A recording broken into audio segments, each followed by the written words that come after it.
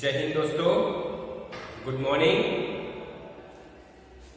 एक बार फिर वीडियो लेकर आपके समक्ष हाजिर हुआ हूं। अभी आपकी यूनिट टेस्ट 2 की एग्जाम पूरी हुई है। आशा है कि आपकी एग्जाम बहुत अच्छी गई होगी। आप सबने बहुत अच्छे आंसर लिखे हैं। अब दोबारा पढ़ना हम शुरू कर देते हैं। एग्जाम के बाद आपने मकर संक्रांति का त्योहार बहुत अच्छे से मनाया, धामधूम से। बहुत सारी पतंगे जगाई है, बहुत सारे तिल के लड्डू, सिंग की चिक्की सब खाया। ओके, वो सब हमारे स्वास्थ्य के लिए अच्छा होता है। तिल की चिक्की, सिंग के लड्डू खाना, मकर संक्रांति के दिन छत पर चढ़कर सूर्य के सामने देखना। ओके, तो ये सब हो जाने के बाद हम दोबारा हमारे ट्रैक पर आ जाते हैं, पढ़ाई के ट्रैक पर। और आज इस वीडियो में हम हमारी 5वीं कविता धरती की शान, उसके कवि है पंडित भरत व्यास, वह कविता पढ़ेंगे। बहुत अच्छी कविता है दोस्तों, धरती की शान। इसमें उसकी विषय वस्तु कुछ इस प्रकार की है कि ईश्वर ने मनुष्य को सबसे बुद्धिमान प्राणी बनाया है, बुद्धिशाली प्राणी बनाया है। बराबर, मनुष्य से बुद्धिमान एक भी प्राणी नहीं है। सबसे बुद्धिमान, सबसे बुद्धिशाली प्राणी मनुष्य है। और बुद्धि के साथ साथ उसमें गजब का साहस यानी शक्ति भी भगवान ने दी है। मनुष्य अपने इस बुद्धि और साहस दोनों के बल पर ऐसे कई काम कर दिखाया है जो कभी असंभव माने जाते थे। धरती पर से चांद पर जाना, मंगल पर जाना, स्पेस में जाना, ये असंभव कार्य थे। आज से 100-200 साल पहले ये असंभव कार्य माने जाते थे, लेकिन मनुष्य ने वो भी करके दिखाया। किसके बल पर? अपने साहस और बुद्धि के बल पर। ओके, जल, थल और आकाश। जल यानी पानी, थल यानी जमीन और आकाश यानी नभ। उन तीनों में मनुष्य ने अपनी सत्ता स्थापित की है, यानी मनुष्य शक्तिमान बना है इन तीनों पर। जमीन पर शक्तिमान है, आकाश में पहुंच गया, वहां पर भी शक्तिमान बना, और जल यानी पानी में भी वो सबमरीन चलाकर शक्तिमान बन गया। और तीनों पर अपनी सत्ता स्थापित करने में वह सफल हुआ है।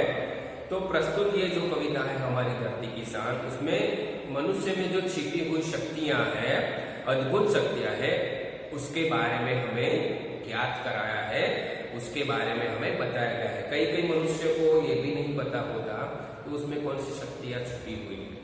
कोई दूसरे उसको कहते हैं कि तुझसे ये हो सकता है, तू ये कर सकता है, तो उसमें शक्ति छुपी हुई है, तब जाकर वो बाहर आती है। तो फर्स्ट हम पंडित भरत व्यास जी का थोड़ा सा परिचय ले लें। तो पंडित भरत व्यास जी बहुत जाने माने हमारे भारत के गीतकार हैं, यानी वो गीत लिखते हैं। कई सारे हिंदी मूवीज में, हिंदी फिल्म में उनके गीत आ गए हैं, लिखे हुए गीत। तो ये गीतकार है। उनका जन्म 1918 में राजस्थान में हुआ था। 18 सितंबर को राजस्थान में एक छोटा सा गांव है, चूरू गांव, वहां पर उनका जन्म हुआ था। और उन्होंने बहुत सारे गीतों की रचना की है। यह गीत, ये जो धरती की शान गीत है, आप यूट्यूब पर सर्च करोगे तो बहुत सारे वॉइस में, बहुत सारे आवाज में आपको ये गीत मिल जाएंगे। ये गीत सन 1958 में, 1958 में भरत व्यास जी ने गीत लिखा था। और गांव गोरी हिंदी फिल्म है, 1958 में आई थी गांव गोरी फिल्म। उस गीत में, उस फिल्म में ये गीत आया हुआ है। यानी आप गांव गोरी फिल्म देखोगे तो उस फिल्म में भी ये गीत है, धरती की शान। बराबर, तो आप जरूर ये फिल्म देखना, गांव गोरी, उसमें आपको ये गीत देखने को, सुनने को मिलेगा। और यूट्यूब पर भी बहुत सारे इस गीत के वीडियो है, आप ध्यान से देखना, वीडियो के साथ गीत है। फिलहाल इस गीत की हम बात करें तो यहाँ पर गीत में बुद्धिमान मनुष्य की बात की गई है। मनुष्य को सबसे बुद्धिमान बताया गया है। अपने बुद्धि और कठोर परिश्रम यानी मेहनत और साहस से मनुष्य ने जल, थल और आकाश में अपना नाम रोशन किया है, अपना शासन जमाया हुआ है। कई सारी ऐसी उपलब्धियां मनुष्य ने प्राप्त की है।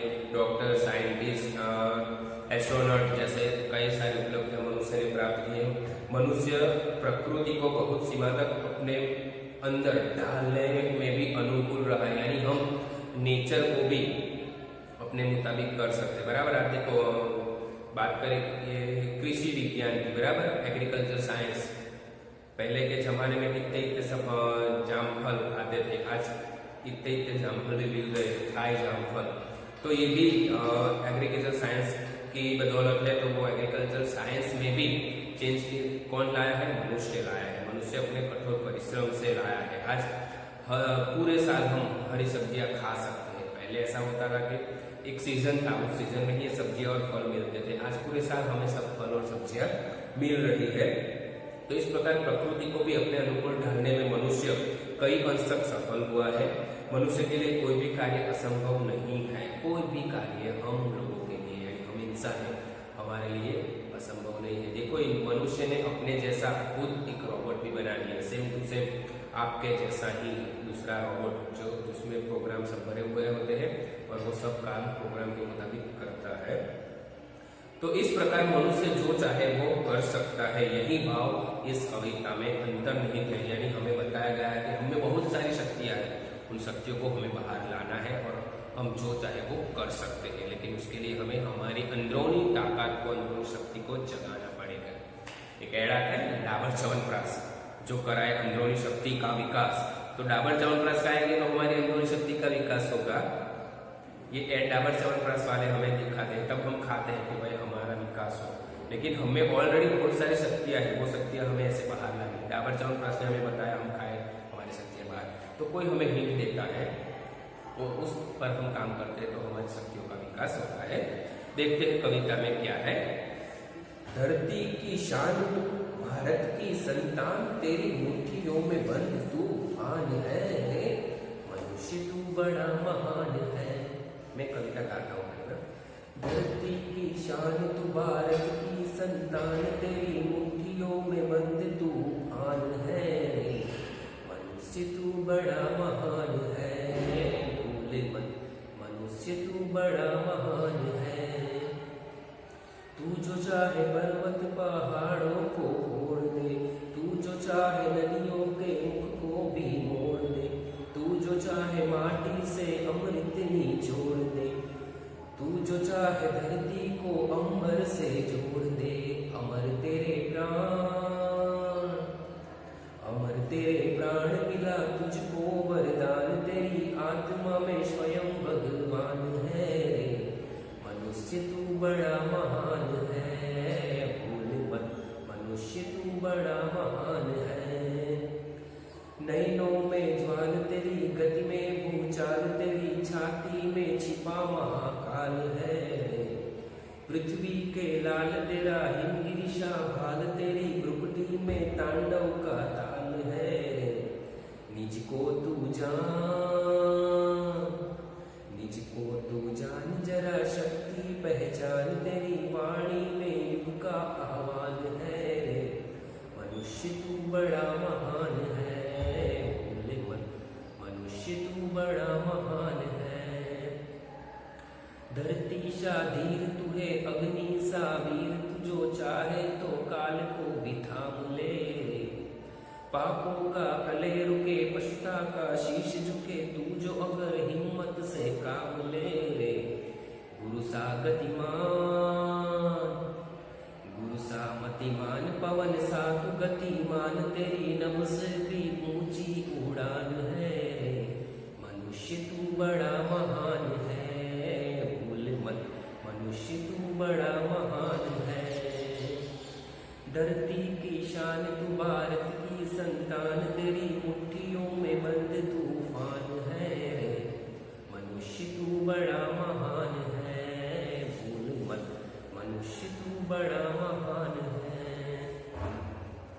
तो दोस्तों, इस कविता में मनुष्य की महानता की बात की गई है। अब हम देखते हैं पूरी कविता का सार क्या है, अलग अलग पंक्तियों में कवि ने हमें क्या बताने की बात की। फर्स्ट है, धरती की शान तू, भारत की संतान, तेरी मुट्ठियों में बंद तूफान है, मनुष्य तू बड़ा महान है। तो यहाँ पर धरती की शान, शान यानी वैभव गौरव, शान का होता है वैभव गौरव, ओके। संतान यानी पुत्र, बेटा, बेटी, तेरी मुट्ठियों में, मुट्ठी यानी हाथ ऐसे बंद कर देते हो, वो मुट्ठी। तूफान यानी तूफान, वंटोळ वावाझोडું गुजराती में।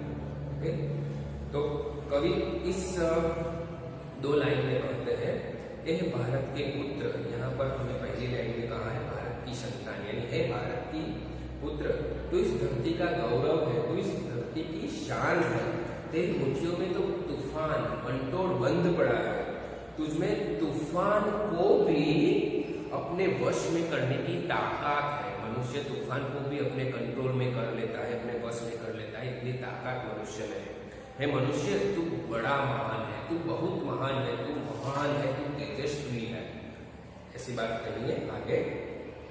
तू जो चाहे पर्वत पहाड़ों को फोड़ दे, बराबर, फोड़ना यानी तोड़ना, फोड़ने का अर्थ होता है तोड़ना, बराबर, पर्वत पहाड़ माउंटेन, उसे तोड़ना फोड़ने। हम देखते हैं कि मनुष्य ने तो पर्वतों को फोड़कर भी अंदर सुरंग बना दी है ना, पर्वतों के ऊपर भी सीढ़ियां लगा दी है, तो मनुष्य जो चाहे कर सकते हैं, तो तोड़ना यानी फोड़ना। तू जो चाहे नदियों के मुख को भी मोड़ दे, मुख यानी प्रवाह, वहन, नदी जिस तरह बहती है तो नदियों के बहाव को भी मनुष्य ने रोक लिया है और बहाव को बदल दिया है, इसके प्रवाह को बदल दिया है। मोड़ना यानी दिशा बदलना, नदियों की दिशा भी मनुष्य ने बदल दी है। आगे, तू जो चाहे माटी से अमृत निचोड़ दे, अमृत, बराबर, यानी एक प्रकार का प्रवाह है जिसे स्वर्ग में देवता लोग पीते थे, अमृत कहते हैं ना, जल, तो वो अमृत कहाँ से निकलता है, निचोड़ना यानी रस निकलना। तो हम जब धरती माटी को खोदते हैं तो उसमें से जो पानी निकलता है उसे कहते हैं कि हम धरती को ऐसे निचोड़ कर उसका रस यानी पानी, उसका नाम है अमृत, वो भी हम निकाल सकते हैं, हम इट मीन्स मनुष्य, हम सब। आगे, तू जो चाहे धरती को अंबर से जोड़ दे, अंबर यानी आकाश, धरती और आसमान का मिलन कभी नहीं हो सकता, ऐसा हमने सीखा है कि मनुष्य चाहे तो धरती आकाश को भी मिला सकता है, उसको भी जोड़ सकता है। आगे, अमर तेरे प्राण बिना तुझको वरदान, तेरे प्राण, तेरी आत्मा अमर है, अमर यानी न मरने वाला, तुझे वरदान मिला है, तेरी आत्मा को वरदान मिला है कि तू कभी नहीं मर सकता, हमारा शरीर भले मर सकता है, हम नहीं मर सकते, तुझे ऐसा वरदान, आशीर्वाद मिला है, वरदान यानी आशीर्वाद। तेरी आत्मा में स्वयं भगवान छिपा है, बराबर, स्वयं यानी खुद, हमारी आत्मा में भगवान छिपा है, इसलिए तो भगवान हमें रात को सुलाता है, सुबह जगाता है। तो इस 5-6 पंक्ति का सार इस प्रकार है कि हमें हे मनुष्य, तू चाहे तो पर्वतों को भी तोड़ सकता है, पर्वतों को तोड़कर तू उसमें भी सुरंग बना सकता है, उसमें भी तू रास्ता निकाल सकता है। तू अगर चाहे तो नदियों के बहाव को भी, नदियों की दिशाओं को भी तू बदल सकता है, नदी जिस प्रवाह में बहती है उसे तू रोककर अगले प्रवाह में, दूसरे प्रवाह में भी उसे बहा सकता है, इतनी ताकत तेरे में छिपी है। तू चाहे तो मिट्टी से अमृत निकाल सकता है, तू चाहे तो मिट्टी को खोद कर उसमें से अमृत पानी निकाल सकता है। अगर तू चाहे तो तू धरती और आसमान को भी मिला सकता है, जोड़ सकता है।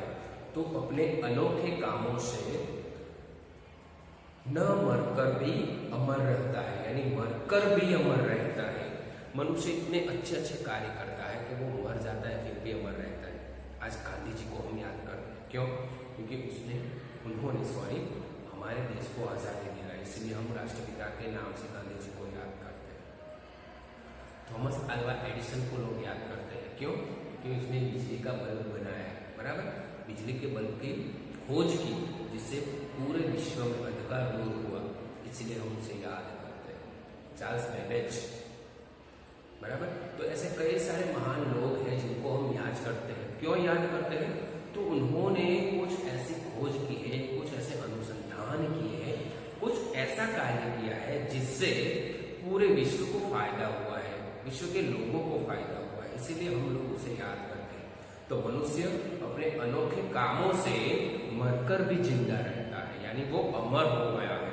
भले उसका शरीर मर गया है लेकिन वो अमर है, इतिहास में उसका नाम अमर हो गया है। तो मनुष्य तुझमें ऐसी ताकत है कि तू मरकर भी अमर रह सकता है, बराबर। आगे, तू अमरता का वरदान तुझे हासिल हुआ है, तुझे प्राप्त हुआ है अमरता का वरदान, क्योंकि तेरी आत्मा में स्वयं भगवान का वास है। हमारी आत्मा में भगवान का वास है। हम लोग जब सो जाते हैं तो हमें कुछ पता नहीं होता कि हम सुबह उठेंगे या नहीं उठेंगे, बराबर। तो हमें जो सुलाने का कार्य करता है, उठाने का कार्य करता है, वो भगवान है।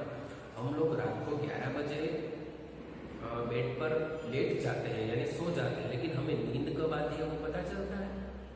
नींद कब आती है, वो कब आती है, वो एग्जैक्ट टाइम हमें किसी को भी याद नहीं है। तो ये हमें जो नींद आने का कार्य है वो भगवान करता है, क्योंकि भगवान खुद हमारी आत्मा में बसा हुआ है, इसीलिए वो हमें रात को सुलाता है, सुबह जगाता है। ओके, तो कभी कहते हैं कि मनुष्य तेरी आत्मा में तो स्वयं भगवान है, तो तुझे डर किस बात का, तू तो महान है, न मरकर भी तू अमर हो गया है, क्योंकि तुझे तो धरती और आसमान को जोड़ना है, नदियों के मुख को बदलना है, मिट्टी में से पानी निकालना है, इसलिए तू महान है। तू ये सब कर सकता है, पॉजिटिव थिंक, तू सब कर सकता है, क्योंकि तेरे अंदर भगवान है, तेरे अंदर बहुत सारी शक्तियां हैं, उस शक्ति को हमें बाहर लाना है, हम सब कर सकते हैं। ओके, आगे नयनों में ज्वाल तेरी गति में भूचाल, तेरी छाती में छिपा महाकाल है। नयन यानी आंख, नयनों में ज्वाल यानी हमारी आंखों में, ज्वाल यानी ज्वाला है, लपट है। हम जब क्रोधित होते हैं तो हमारी आंखें ऐसे लाल लाल हो जाती है, बराबर। तो ये लाल होना यानी आंखों में भी अग्नि की दमक है, अग्नि की ज्वाला है। आगे गति में भूचाल, गति यानी हमारी रफ्तार, हमारी रफ्तार बहुत तेज है। भूचाल के जैसे, भूचाल यानी भूकंप, भूकंप जितनी तेज गति से आता है उतनी तेज हमारी भी रफ्तार है, हमारी भी गति है। तेरी छाती में छिपा महाकाल है, तेरी छाती में महाकाल है, भगवान शंकर का एक नाम है, महाकाल एक स्वरूप है, वो महाकाल तेरी छाती में छिपा हुआ है। महाकाल है भगवान शंकर का एक बहुत क्रोधित स्वरूप, वो महाकाल तेरी छाती में छिपा हुआ है, यानी तू जो चाहे वो कर सकता है। आगे पृथ्वी के लाल तेरा हिमगिरी सांभर, पृथ्वी के लाल, पृथ्वी यानी जमीन, धरती, बराबर, उसके लाल, लाल यानी बेटा, तो पृथ्वी का बेटा है, धरती का बेटा है। और तेरा बाल यानी तेरा कपाल, ये कपाल, बराबर, कैसा है, हिमगिरी सा है। हिमगिरी यानी हिमालय पर्वत, हिमगिरी यानी हिमालय पर्वत, हिमालय पर्वत जितना बड़ा है उतना बड़ा तेरा ये कपाल है, और तू पृथ्वी का लाल है, पृथ्वी का बेटा है। तेरी भ्रुकुटी में तांडव का काल है, भ्रुकुटी यानी भौं यानी ये आईब्रोज हमारे, बराबर, आईब्रोज को भ्रुकुटी कहा जाता है, भौं कहा जाता है, तो उसमें तांडव का ताल है। तांडव यानी भगवान शंकर नटराज के रूप में नृत्य करते हैं, बराबर, तांडव नृत्य, वो तांडव का ताल, ताल यानी लय, अगर ताल यानी लय, राग, वो हमारी प्रकृति में है, बराबर। आगे नीच को तू जान, नीच यानी स्वयं को पहचान, तुझमें ये सब भरा पड़ा है तो तू खुद को पहचान, तेरी आत्मा को जान और तेरी शक्ति को तू पहचान। तेरी वाणी में युग का आह्वान है, वाणी यानी हमारी बोली, उसमें आह्वान है, युग यानी एक नया समय, युग यानी नया समय, उसका आह्वान यानी नए समय को ललकारने की ताकत तुझमें है, तू जान। आगे तो कहते हैं कि मनुष्य तू क्रोधित हो जाए तो तेरे नेत्र, तेरी आंखों में से आग बरसने लगती है। अगर तू क्रोधित हो जाए, गुस्से से लाल पीला हो जाए, तो तेरी आंखों से तू आग भी बरसा सकता है। तेरी चाल में वह शक्ति है जो भूकंप में होती है, बराबर। तेरी गति में भूचाल यानी तेरी रफ्तार ऐसी है, तो ऐसा चल सकता है कि वो गति जो तीव्रता भूकंप में होती है वो तीव्रता तेरी चाल में है, वैसी शक्ति तेरी चाल में, तेरी रफ्तार में है। तेरी छाती में भगवान शिव का महाकाल रूपी स्वरूप बैठा हुआ है। हे पृथ्वी के पुत्र, हे पृथ्वी के लाल, हे पृथ्वी के बेटे, तेरे पास हिमालय जैसे ऊंचे दर्जों का दिमाग है, कपाल यानी दिमाग है, बराबर। हिमालय विश्व का सबसे ऊंचा पर्वत है, तो तेरा दिमाग भी सबसे ऊंचा है, तेरा कपाल भी सबसे ऊंचा है, तेरे पास भी ऐसे ऊंचे दर्जे का दिमाग है, मस्तिष्क है। तू अगर क्रोध में भी अपनी भौं यानी आईब्रो तिरछी कर लेता है तो उसका वही असर होगा जो शिव भगवान के तांडव नृत्य के ताल में होता है, यानी मनुष्य को यहाँ भगवान शिव के साथ कंपेयर किया गया है कि भगवान शिव जब गुस्सा होते हैं और उनकी ये भौहें जो तिरछी होती है और वो जब तांडव नृत्य करते हैं, तेरी भौह में भी वह ताकत है कि तू भी वह जैसा भगवान शंकर के जैसा तांडव नृत्य कर सकता है। आगे, हे मनुष्य तू अपनी शक्ति को पहचान, तुझमें बहुत सारी शक्तियां छिपी हुई है, उस शक्तियों को तू पहचान और बाहर ला, क्योंकि तेरी वाणी में, तेरी आवाज में, तेरे बोल में, तेरे शब्दों में एक नए युग का ललकार है, नए युग को तुझे बनाना है, उसके आह्वान तुझे तेरी वाणी से करना है और तेरी आवाज इस सारे युग की आवाज होनी चाहिए, इस सारे युग की आवाज बननी चाहिए।